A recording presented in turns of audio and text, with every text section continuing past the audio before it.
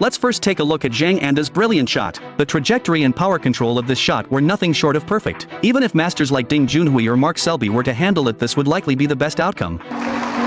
In the final of this World Grand Prix, Zhao Xintong was trailing in points at this stage with insufficient points remaining on the table. He needed to execute 2 snookers to turn the tide. We often witness players engaging in spectacular offensive battles, but such top-tier defensive showdowns are extremely rare. Tonight Zhao Xintong and Zhang Anda delivered an exceptionally thrilling tactical defensive battle.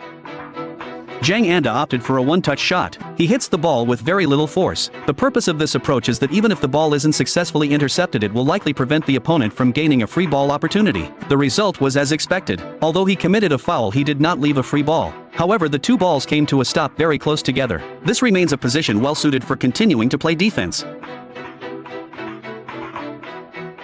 This shot was a bit too soft. We all know that Zhao Xintong is renowned for his precise scoring ability, but in reality his technique in playing safe balls has also improved significantly in recent years. In the past he might have struggled to handle such a complex defensive situation.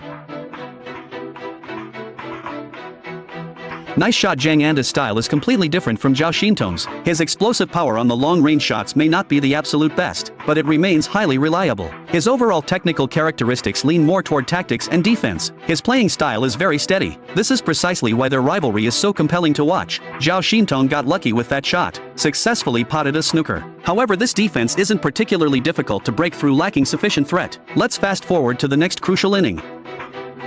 In this situation, Zhang Anda's tactic is to position the red ball as close as possible to the yellow ball. It's best to form a close-to-the-ball shot. This makes it harder for Zhao Xintong to defend against. However, the angle of this shot was slightly off, and to prevent the cue ball from potting, the force he used wasn't quite enough.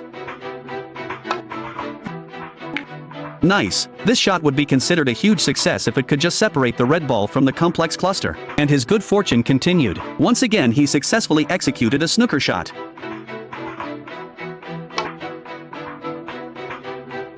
Handled perfectly. Previously people may not have paid much attention to Zhang Anda's ball reading ability, although I know he excels at defense, but I never imagined his ability to defuse snooker would be so outstanding.